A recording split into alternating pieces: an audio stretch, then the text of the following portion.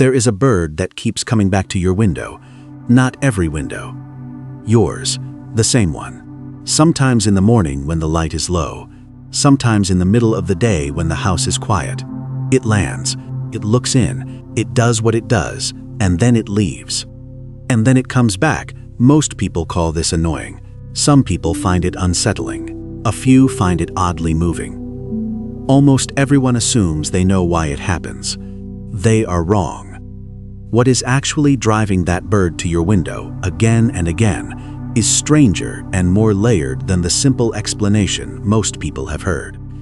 And one of the reasons it keeps happening, specifically to your window and not your neighbor's, says something about your yard, your routines, and possibly about you, that most bird owners never find out. Welcome back to the Hidden Yard. Subscribe before you leave, because what you are about to learn happens in plain sight, in broad daylight, and most people spend years watching it without ever understanding what they are actually seeing. Today we are going into the window, into what that bird is doing, what it thinks it is doing, and what the latest research says about why certain windows, certain houses, and certain people become targets. Stay until the end, because the last reason we cover is the one that changes the way you look at your own reflection. Number 1. The bird is not seeing glass, it is seeing a rival. Let's start with the explanation most people have heard, because it is real, it is well documented, and it is only the beginning of the story. In spring and early summer, many birds enter a period of intense territorial defense. A male northern cardinal, a male American robin, a male bluebird. All of them will patrol the edges of their claimed territory with a kind of focused aggression that has no off switch. And a window, particularly one that catches morning or afternoon light at a low angle, does something that no other surface in your yard does. It returns a perfect image of the bird itself. The bird sees movement. It sees a cardinal-shaped object moving at the edge of its territory. It does what every instinct it has tells it to do. It attacks. It hits the glass. The rival doesn't retreat. It hits again. The rival matches it exactly, move for move, threat display for threat display, because it is a reflection, and reflections are perfect mirrors of aggression. The bird cannot win. It also cannot stop, because the rival is still there. This is called window streaking behavior, and in its purest form, it is a seasonal loop driven entirely by breeding hormones. It will stop, usually, when the breeding season ends and testosterone levels drop. Most cases of window bird behavior fall into this category, but not all of them, because some birds keep coming back after breeding season is over. Some birds come back in fall, in winter, to windows that face north and never catch direct light, to houses where no reflective surface is involved at all, and that is where the story gets genuinely interesting. Number 2. Your window is in a location the bird has already decided matters. Here is something most people never consider. A bird does not choose a window randomly. It chooses a window that sits within territory it has already claimed, near resources it has already decided are worth defending, in a yard it has already mapped. Your window is not the starting point. Your yard is. Research into avian spatial memory has shown that common backyard species, chickadees, cardinals, house finches, nuthatches, maintain extraordinarily detailed mental maps of their home range, not just where the feeder is.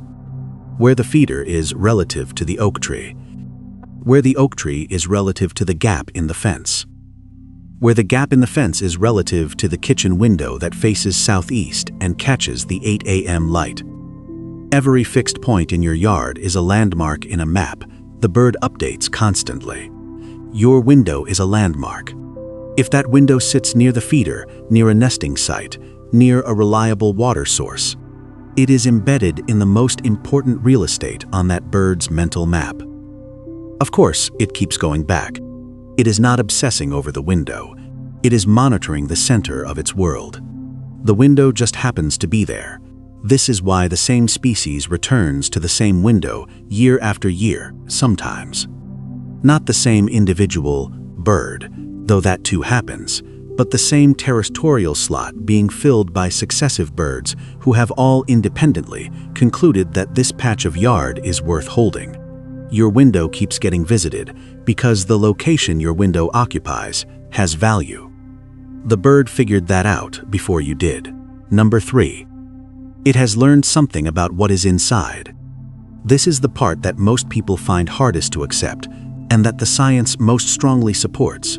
Some birds, particularly corvids, but also chickadees, robins, and house sparrows in long-term studies, develop what researchers call associative transparency learning.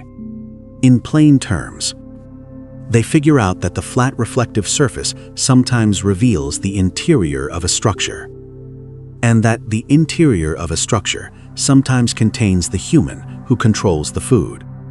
A crow that has been fed by a person regularly will return not just to the feeder, but to windows of the house. It has connected the person inside to the food outside, and it has worked out. Through repeated observation, that windows are where you can sometimes see that person before they appear. For smaller birds, the behavior is less deliberate, but the underlying mechanism is similar. A chickadee that has associated your presence with a reliably filled feeder will orient toward the locations in your yard that give it the best chance of detecting your approach. A window, particularly one with interior light or movement visible through it, is exactly that kind of location. If the same bird keeps appearing at your kitchen window at the same time every morning, and for some of you reading this, that is not a hypothetical. It is not a coincidence. It has learned your morning schedule.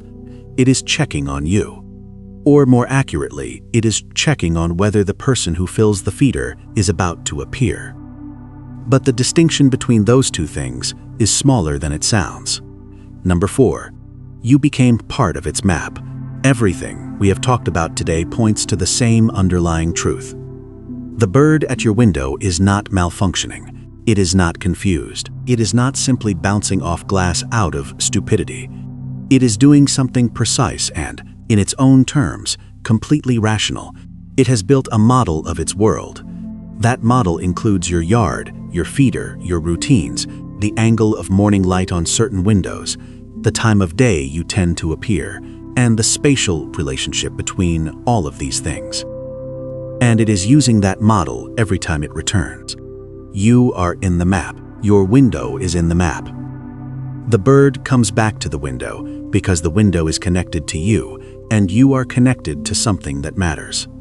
There is some moment some of you have had, maybe once, maybe more than once, where the bird at the window does something unexpected. It doesn't hit the glass. It doesn't attack.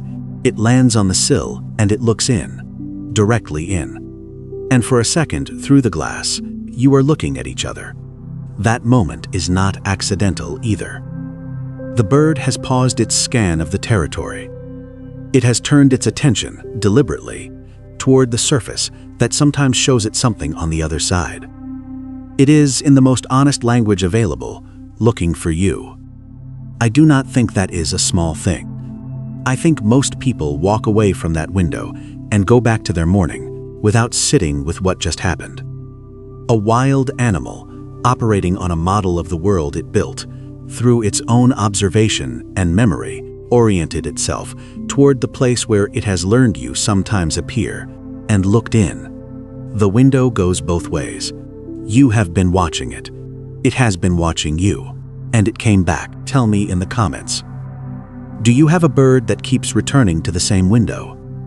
How long has it been happening, and have you ever had one of those moments where it just looked in? I read every single one. I will see you in the next one.